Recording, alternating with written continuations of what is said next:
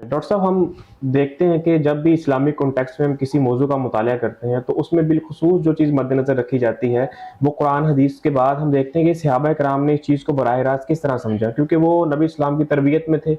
तो तवीज़ के मुतालिक सहाबा कराम का क्या रवैया था? इस मुतालिक भी हमारी रहनुमाई करिए। जी, ज़ाहरा के सहाबा कराम वो बेहतरीन कौम थी, जिसकी रसूलुल्लाह सल्लल्लाहु अलैहि वसल्लम ने अपनी निगरानी में तरबियत फरमाई।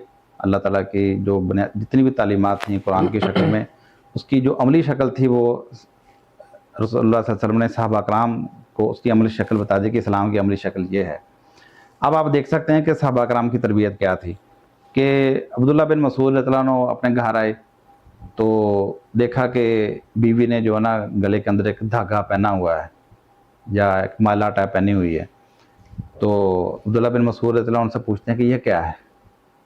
तो वो कहती हैं कि ये फ़लाँ यहूदी के पास मैं गई थी, उसने ये दम करके मुझे दी है और लिहाजा मेरी जो तकलीफ़ है, बाद रवायत के अंदर आँख की तकलीफ़, किसी में आता है सर की तकलीफ़, किसी में आता है कि सुरख बुखार, बहरहाल जो भी तकलीफ़ थी, कहती जब ये मैं पहनती हूँ तो मुझे इससे फ़ायदा हो जाता है, तो लिहाजा ये मैंने इस मकसद के लिए पहनी है। यानी वो अपना तजर्बा भी शेयर करती हैं कि ये पहनती हूँ तो मुझे फ़ायदा हो जाता है और फ़लाँ यहूदी ने ये मुझे दम करके दी है। तो अब्दुल्ला बिन मसूद रज़ियल्लाहु अन्हु फरमाते हैं, अब्दुल्ला बिन मसूद रज़ियल्लाहु अन्हु क्या करते हैं कि वो धागा जो है या वो माला जो थी उसको काट के फेंक देते हैं और फेंकने के बाद कहते हैं कि देखो मैंने तो रसूलुल्लाह सल्लल्लाहु अलैहि वसल्लम से ये सुना था, इन्ना रुक़या व तमाइम व तवल्लत शिरक, कि दम तवीज़ और तविल्ले जो हैं ये शिरक हैं, लिहाजा आले अब्दुल्ला जो है ये शिरक से पाक है। तो ये आप सहाबा कराम का अमल देख सकते हैं कि उन्होंने इसको बिल्कुल शिरक समझा। ये नहीं कहा कि जी उसमें तो दम ही किया है, हो सकता है वो तौरात में से दम किया हो या कोई और जायज़ दम किया हो, लेकिन वो दम किया किस चीज़ के ऊपर था? धागे के ऊपर, मनके के ऊपर, एक मादी चीज़ है, उसको प्रूफ के तौर पर गले में डाल दिया, जी इसके ऊपर दम किया हुआ है।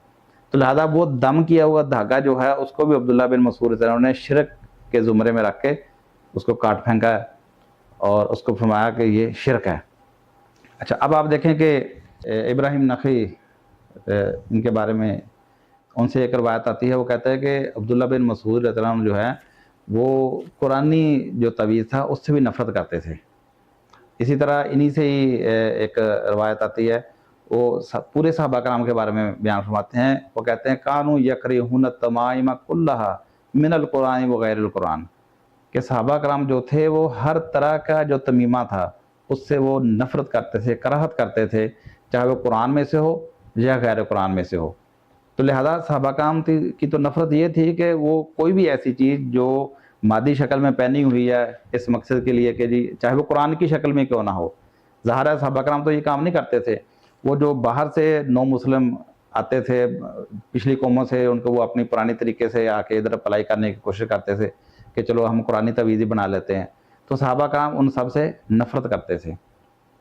तो इस तरह इमरान बिन हुसैन रज़ियल्लाहु अन्हु जो है वो देखते हैं कि एक शख्स जो है उसने एक कड़ा पहना हुआ है पीतल का, तो वो कहते हैं ये क्यों पहना हुआ है?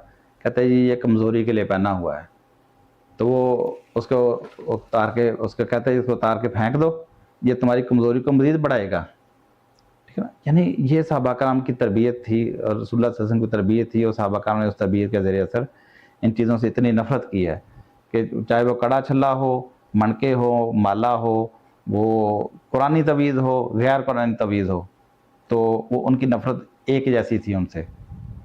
और किसी एक सहाबी से भी ऐसा नहीं मिलता कि उन्होंने चलो कहा जी ये कुरानी दुआ जो है ये लिख के गले में पहन लेते हैं, या चलो पहले शिरकिया तवीज़ था अब हम कुरानी तवीज़ जहाँ या इस्लामी तवीज़ बना लेते हैं। उन्होंने ये काम उसका कोई अल्टरनेटिव जो है वो उम्मत को नहीं दिया, ना खुद अपने लिए इस्तेमाल किया। ये ठीक है डॉक्टर साहब, आपकी बात वाज़ेह है। बिलअमूम इसी कॉन्टेक्स्ट में सवाल है कि हम देख रहे होते हैं हमारे माशरे में कि एक ख़ास मकता फ़िक्र के लोग और इस तवीज़ को जायज़ मानने वाले बहुत सी रिवायात ला रहे होते हैं जो सहाबा की तरफ मंसूब की जाती हैं, तारीख़ी रिवायात हैं। तो इस ज़ुमरे में ये भी बात वाज़ेह कीजिए कि क्या किसी सहाबी से तवीज़ बाँधने की कोई रिवायत साबित है या नबी सल्लल्लाहु अलैहि वसल्लम ने किसी सहाबी को इजाज़त दी हो या खुद तवीज़ लिख कर दिया हो? कोई ऐसा हमें मिलता है तारीख़ में? देखिए ये तो बात मैं आपको बयान कर चुका हूँ कि रसूलुल्लाह सल्लल्लाहु अलैहि वसल्लम ने ऐसी कोई तरबियत नहीं दी, कोई इस्लामी तवीज़ या कोई ऐसी तहरीर नहीं दी कि इसको पहन के आप बांध लेंगे तो शिफा हो जाएगी या मसला हल हो जाएगा। एक सहाबी से मनसूब एक रवायत आती है जो तिरमिज़ी के अंदर और दूसरी कुतुब के अंदर भी आती है, लेकिन वो एक ही सनद के साथ आती है कि वो सहाबी जो थे वो एक दुआ को जो रसूलुल्लाह सल्लल्लाहु अलैहि वसल्लम ने सिखाई थी, जो बालक बच्चे होते थे, समझदार होते थे, तो उनको वो रात को पढ़ते हुए पढ़ा देते थे, याद करा देते थे, और जो बच्चे अभी छोटे होते थे तो लिख के उनके गले के अंदर डाल देते थे। तो ये रवायत जो है ये इस काबिल नहीं है कि इसकी बुनियाद के ऊपर जो है किसी दीनी अमल की बुनियाद रखी जा सके। यानी इसमें मजरूर रावी पाए जाते हैं, मोहम्मद बिन इसहाक में यसार है जो मुदल्लिस रावी हैं, और फिर उसके अलावा उसके ऊपर इमाम मालिक जो हैं वो बड़ी सख्त जरा करते हैं कि ये दज्जालों में से एक दज्जाल था। यानी एक वाहिद सनद के अलावा और इसकी कोई सनद जो है वो हमें नहीं मिलती, और जो सनद है वो इस काबिल नहीं है कि उसकी बुनियाद के ऊपर एक बंदा जो अपने ईमान को जो ख़तरे में डाल दे, क्योंकि मुहद्दिसीन ने इसके ऊपर जरा कर दी है, और अक्सरियत मुहद्दिसीन की जो है इस रवायत को ज़ईफ़ और नाकाबिल एतबार मानती है कि इसके ऊपर अमल नहीं किया जा सकता। और जिन्होंने कमज़ोर से कमज़ोर जरा भी किया, उन्होंने कहा कि ये जो जुमला है कि वो अपने बच्चों के गले में डाल देते थे, ये रावी का अपनी तरफ से इजाफा है। इसको कहते हैं मुदरज रवायत है कि उसने अपनी तरफ से एक चीज़ दर्ज कर दी उसके अंदर। तो लिहाजा ये एक मुनफरद पूरे ज़ख़ीरा हदीस के अंदर एक वाहिद इस रवायत के अलावा और कोई आपको किसी सही सनद के साथ कोई रवायत नहीं मिलती जिसमें ये पता चले कि कोई सहाबी भी ये काम करता था। और ये जो मिलती है ये इस काबिल नहीं है कि इसके ऊपर आप अमल की बुनियाद रख सकें, क्योंकि फिर दूसरी नंबर पे ये है, जिस तरह हमें ये पता चलेगा कि सहाबा कराम तो कुरानी या गैर कुरानी हर तरह के तवीज़ से नफरत करते थे। तो ये कैसा हो सकता है कि जो चीज़ रसूलुल्लाह सल्लल्लाहु अलैहि वसल्लम की तालीम ही ना हो, एक सहाबी उसके ख़िलाफ़ उठ के वो काम करना शुरू कर दे। तो इसलिए ऐसी रवायतों के ऊपर जो है ईमान, अकीदे या अमल की बुनियाद नहीं रखी जा सकती। बहुत शुक्रिया, आपकी बात वाज़ेह है।